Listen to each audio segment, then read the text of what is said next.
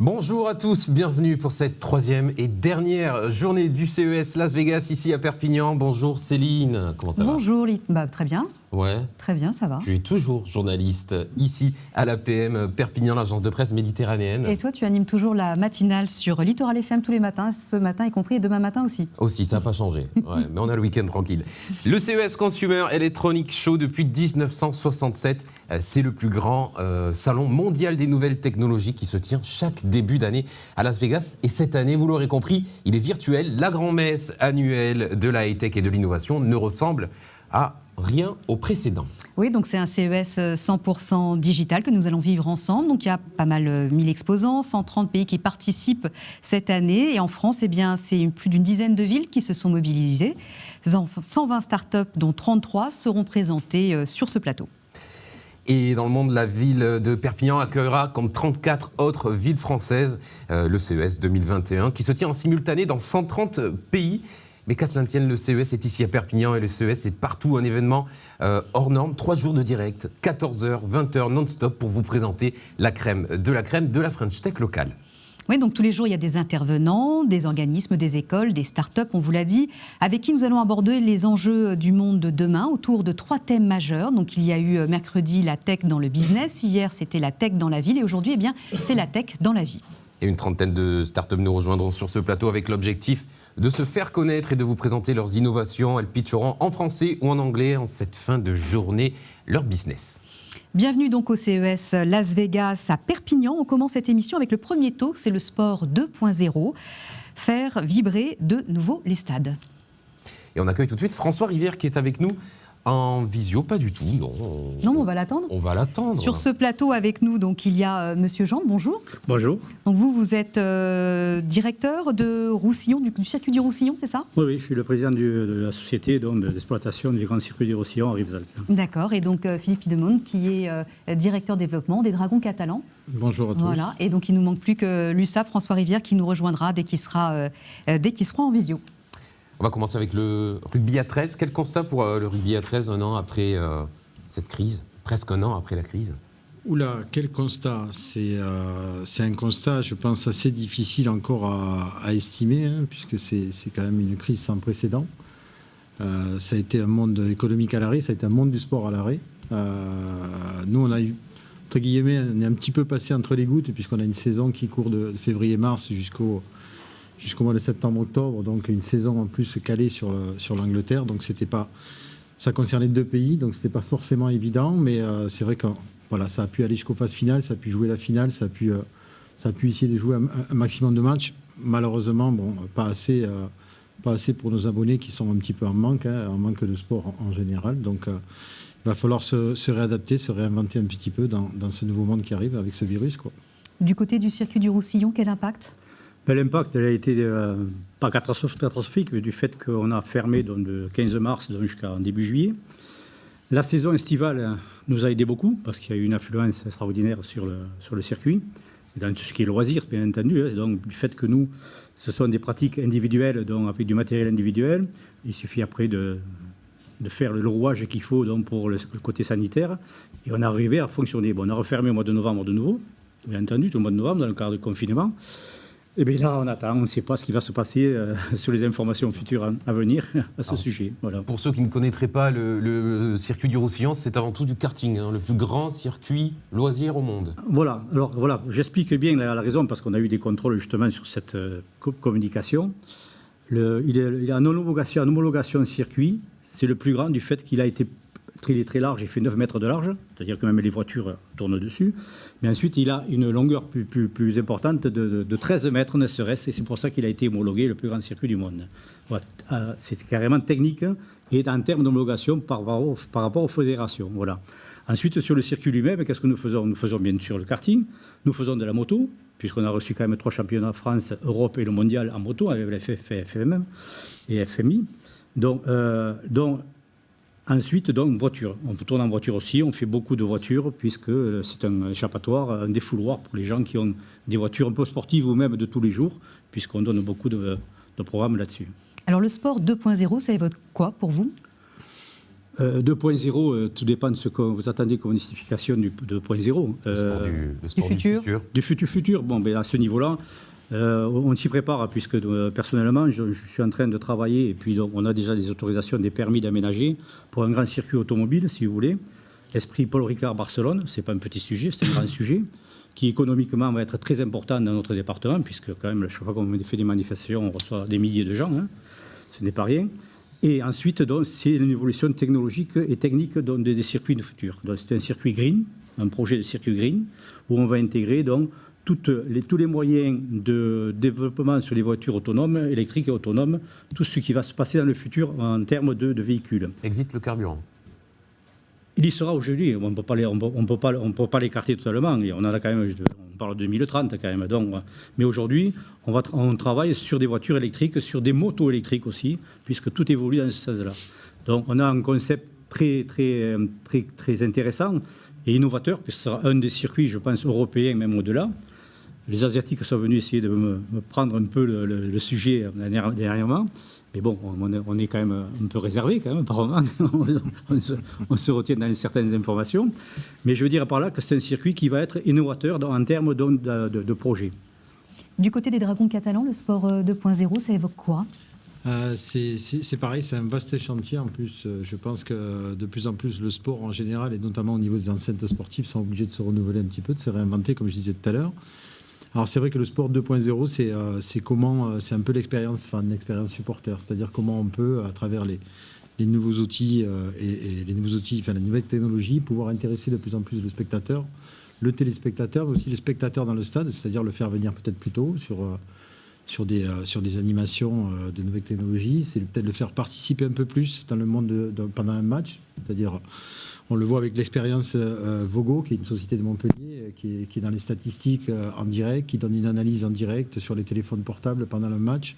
Donc voilà, c'est des choses qu'on commence à réfléchir dessus, qu'on commence à vouloir mettre en place. Le public a besoin de plus d'immersion. De plus d'immersion, je pense que c'est intéressant de voir un match, mais d'essayer de le comprendre plus, peut-être avec un avis technique, un avis d'un spécialiste, avec des statistiques, avec des petits ralentis des fois, parce que bon, quand on est pris par l'ambiance d'un stade, on ne voit pas forcément tout ce qui se passe, et puis d'avoir ce petit recul en direct, en même temps, en live, je dirais, sur un smartphone, par exemple, sur un smartphone. Qu'on pourrait suivre en direct du match dans le stade. Ça existait déjà.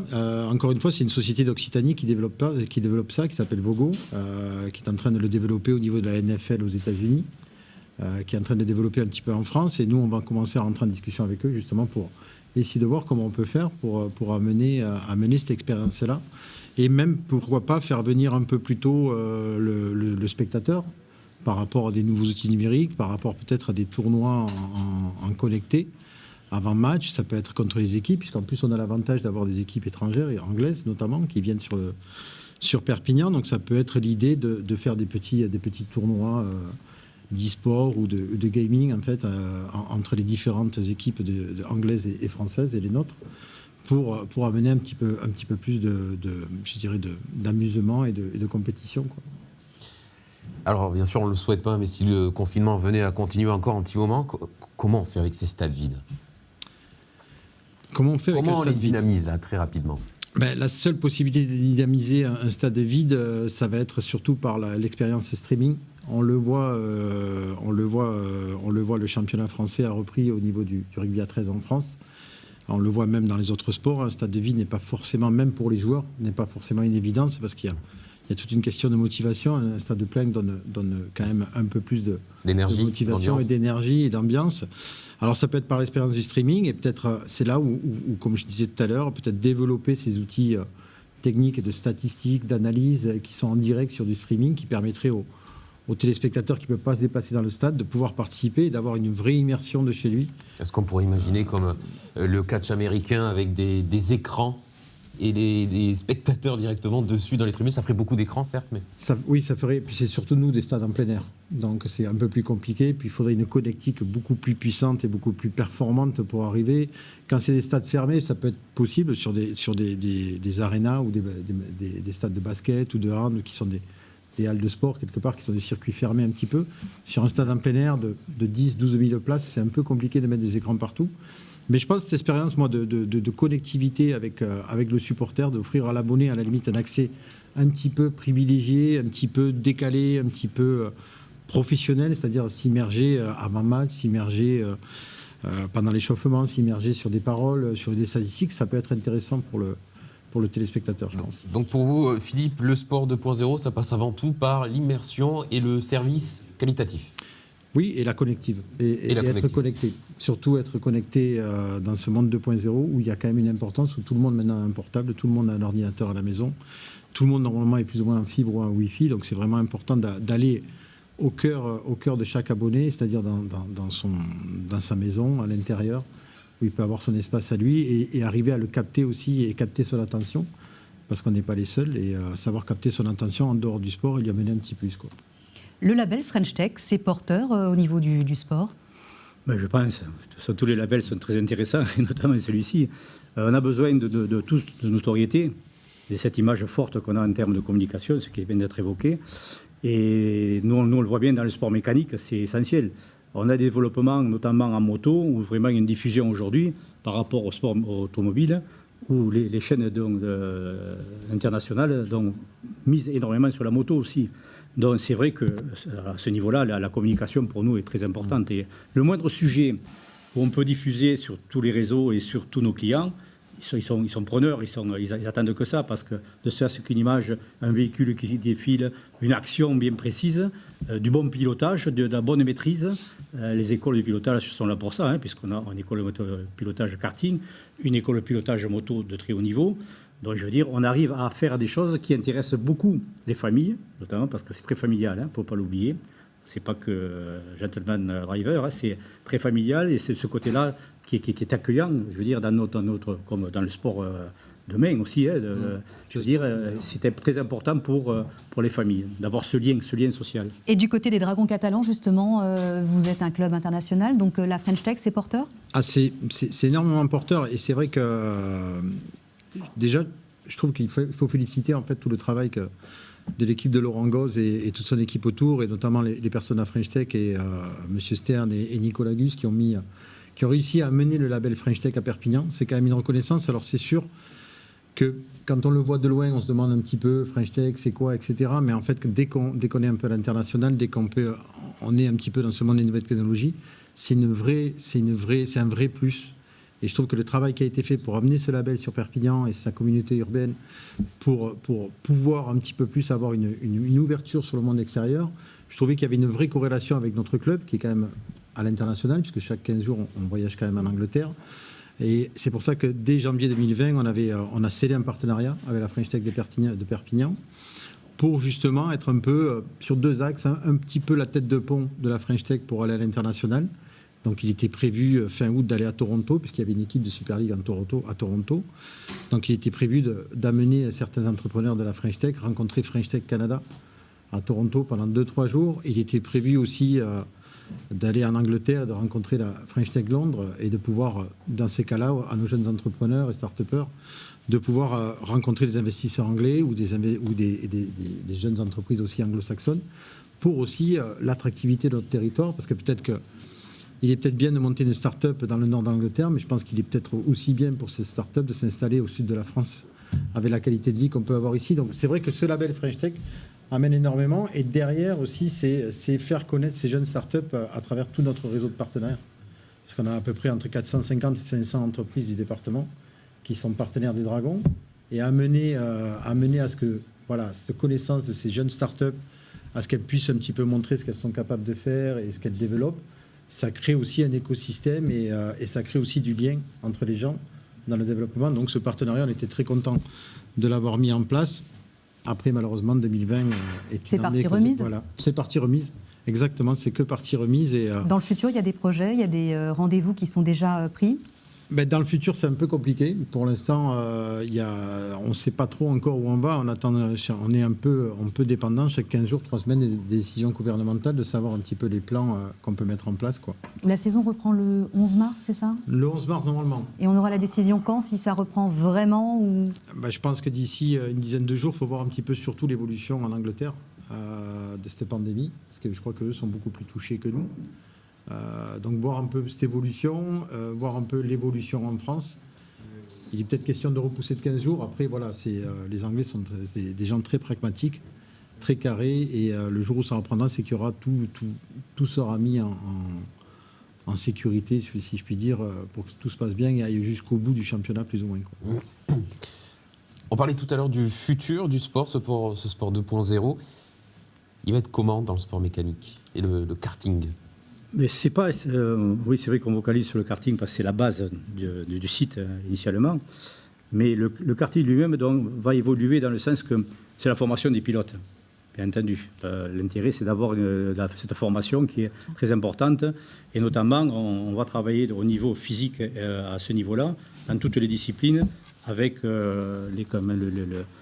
tous les professionnels de l'université qui sont sportifs à Font-Romeu, où on crée ce lien, donc pour qu'il y ait ce lien physique et cette continuité de suivi. Parce que les jeunes d'aujourd'hui, on le voit bien dans le sport de demain, mais dans le sport mécanique, c'est très physique.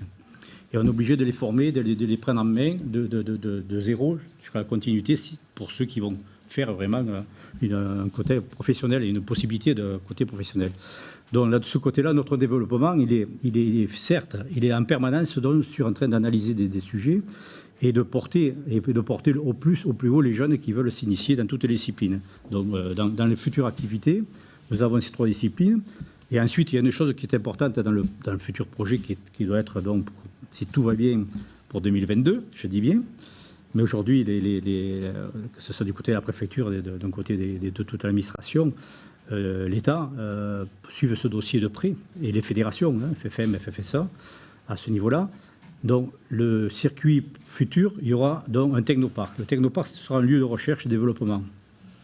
Et là, donc, on est tous dans le sujet de développement, de recherche, dans tout ce qui est technologique, en termes de sécurité, d'innovation sur les véhicules, donc, comme je disais tout à l'heure, autonomes et propres. Voilà, donc c'est un travail considérable. Ça fait plus de 10 ans que je travaille sur le dossier. Il ne faut pas lâcher, parce que dans les départements, malheureusement, comme on sait, on est toujours un peu isolé, mais on ne peut que vous remercier. Et comme le disait notamment Laurent, qui s'occupe vraiment, qui est de Rivesaltes, mais qui nous accompagne. Mais je veux dire par là, le maire notamment, parce qu'il faut savoir que dans les collectivités, si on n'a pas un soutien dans les projets des collectivités, c'est même pas la peine de penser à quoi que ce soit. Mais là, le soutien du maire de Rivesaltes, depuis le début, a été considérable et nous aide beaucoup ne serait-ce de dire, oui, si votre projet nous intéresse, on va l'accompagner. Dans le bon sens, je veux dire, on ne cherche pas autre chose, au contraire. Donc, de ce côté-là, un projet comme celui qui doit venir, donc pour 2022, c'est extraordinaire. Parce que c'est des retombées internationales. Je veux dire, si je disais, je ne vais pas évoquer, mais les gens qui viennent chez nous voir le site, de voir ce qui est à venir, seraient surpris. Tout le monde serait surpris. Mais bon, ça fait partie des choses qu'on doit garder un peu sur le coude. On le sait. Il faut bien. Mais je veux dire, cette envie-là de ce département qui est magnifique, on le sait, on a besoin de s'ouvrir plus que ça. On a besoin d'avoir une relation plus forte les uns les autres. Même si les sports ne sont pas les mêmes, mais on a des échanges, des idées à partager. Donc, vous parlez plus de solidarité dans le milieu du sport en pays catalan? Mais en tout, pas que dans le sport, dans tout. On le voit bien, ce sont plus des gens de l'extérieur qui viennent s'implanter et qui apportent les idées, qui des fois sont freinés parce que le système n'est pas ouvert, mais l'important c'est l'ouverture. Et ce que vous faites aujourd'hui sur le plateau, pour nous, c'est très important. Ouais. Moi je le dis sincèrement.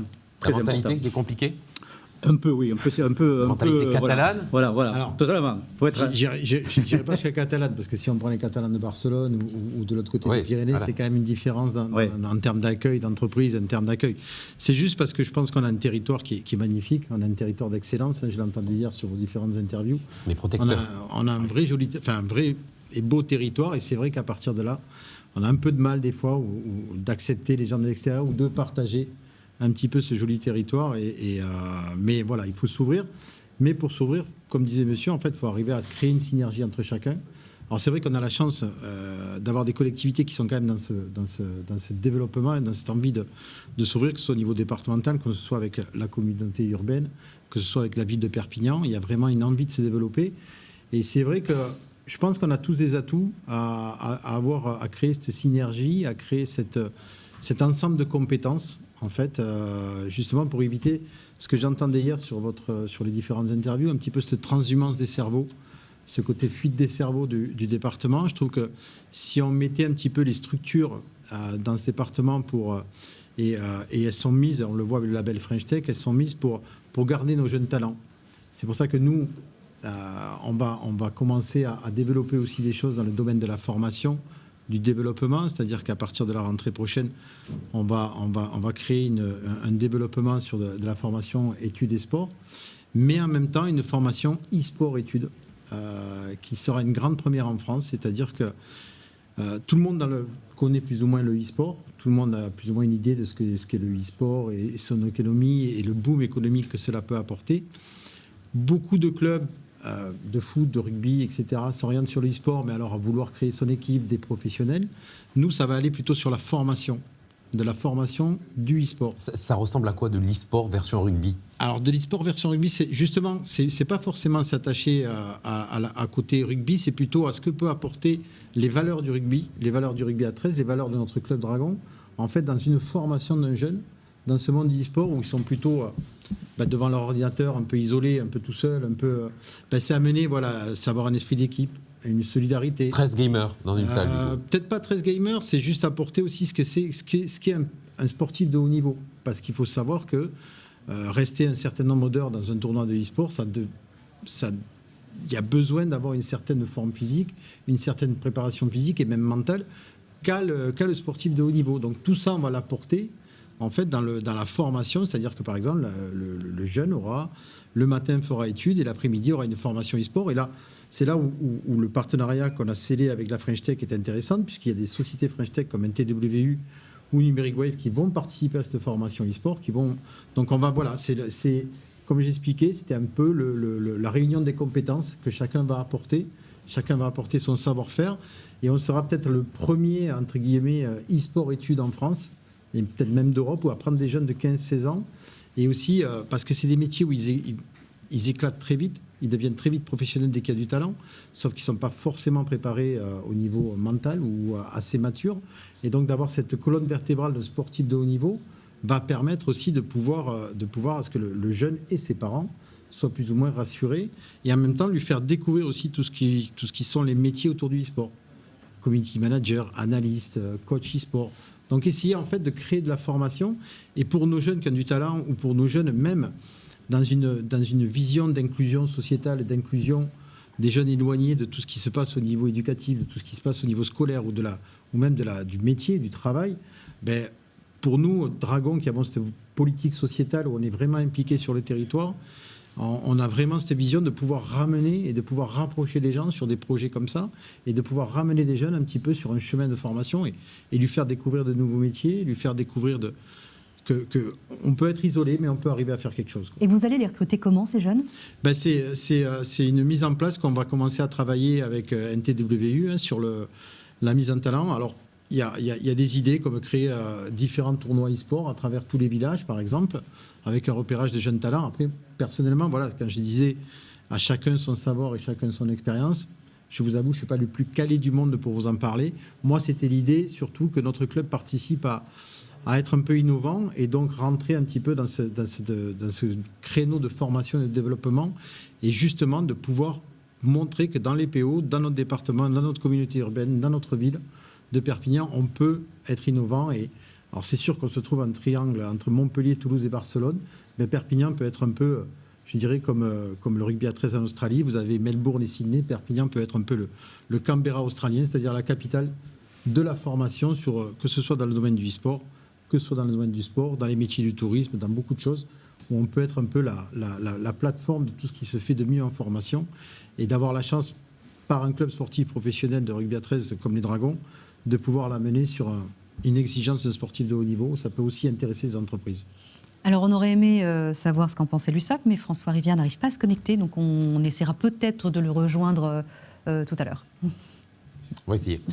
En attendant, Francis, est-ce que vous partagez le point de vue de Philippe sur le futur, sur l'e-sport, sur la formation mentale? Voilà, la formation, c'est quelque chose de très important dans le milieu sportif, et je veux dire, ce qui donne beaucoup d'orientation pour les jeunes et leur vie professionnelle aussi. Nous avons, dans le cadre de cette année 2021, un accord avec la LFFM, avec le président, et il va y avoir 4 centres de formation de très haut niveau, des motos, des sportifs motos. Ça veut dire que ça va être une sélection de jeunes pour les monter au plus haut. À partir de quel âge?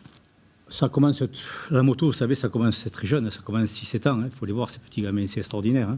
Donc, ils ont une discipline, un comportement qui est fabuleux à voir en termes de pratique. Donc, cette formation va monter, c'est une filière qui va se mettre en place, qui va évoluer de très haut niveau et qui va être, donc, on va être un des 4 centres au niveau national. C'est-à-dire qu'ils ont choisi 4 centres et Rivesaltes a été le centre qui a été retenu pour le sud. C'est-à-dire tout le bassin méditerranéen ici. Donc pour nous, c'est une belle référence. C'est quelque chose de fantastique de pouvoir avoir les fédérations qui nous sollicitent pour implanter ce genre de centre avec les formateurs, bien sûr, qui sont là. Et c'est toute la filière donc, qui se met en place. Et ce sont des sujets qui sont très importants parce qu'on le voit là en termes de formation sportive, mais il y a la formation mécanique aussi, parce que là-dessus, c'est toute la mise en place de cette filière formation mécanique à tout niveau de formation, que ce soit en moto, que ce soit en voiture ou que ce soit en karting. Donc toutes ces filières-là vont être développées dans le cadre du grand projet global du circuit du Roussillon. Alors on va rejoindre François Rivière, président de l'USAP. Ça y est, vous êtes avec nous? Et un grand bonjour à Francis. Merci à toi. Bonjour. On vous entend. Bonjour Ça y est, on vous François. entend. Est-ce que vous avez pu suivre un petit peu le débat jusqu'à présent, François Rivière?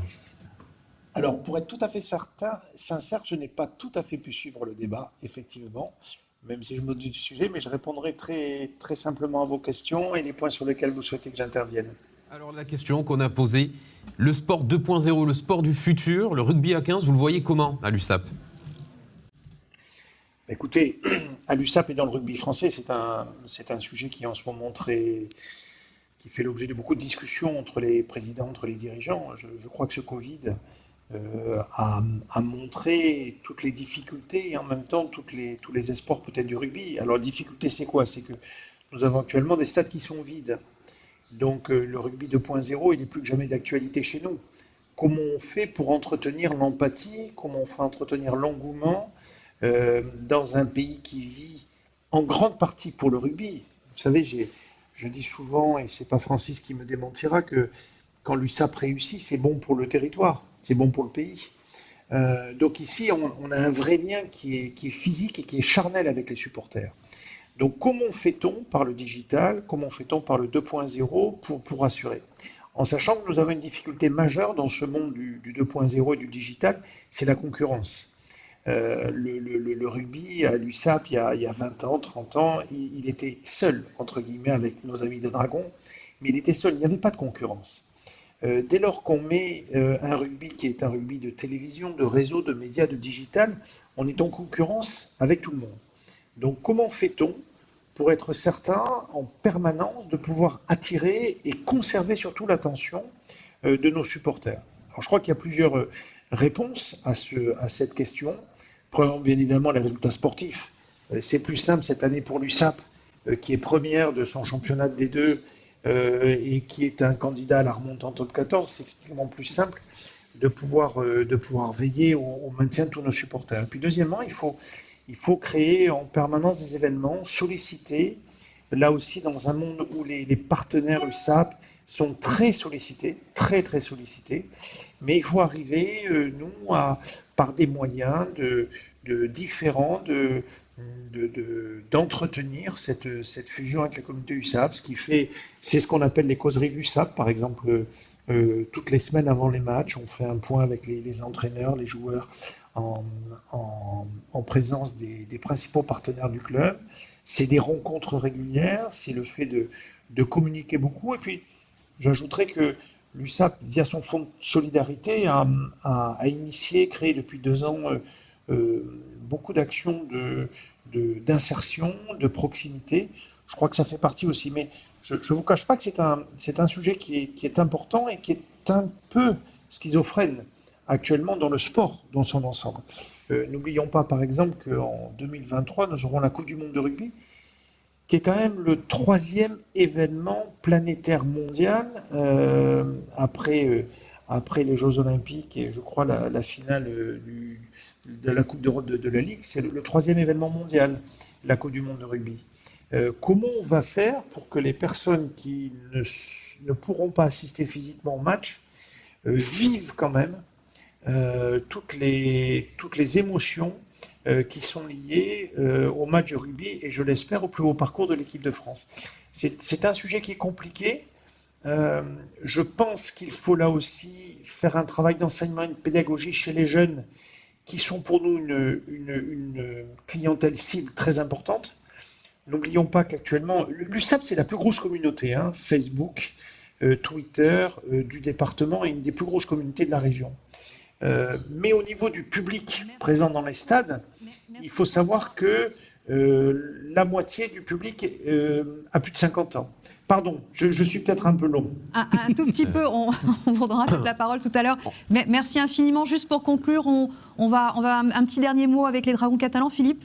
Non, Rapidement. mais juste un dernier mot. C'est bien que je vois que toutes les, voilà, que ce soit au niveau du karting, du circuit, de tous les projets du rugby à 15 et à travers les Dragons, je vois qu'il y a beaucoup d'acteurs sportifs qui sont sur ces territoires et qui ont envie de porter ces territoires et qui ont envie d'exceller ces territoires. C'est vrai que voilà, la solidarité n'est pas un vain mot et il faut que tout le monde œuvre dans le même sens. Et il y aura aussi la Coupe du Monde du rugby à 13 cette année. Exactement, en 2021. Merci beaucoup. Qu'on suivra Merci avec grand beaucoup. On plaisir. fait une petite pause. Une petite pause de 2 minutes. On revient juste après avec une jolie discussion e-sport.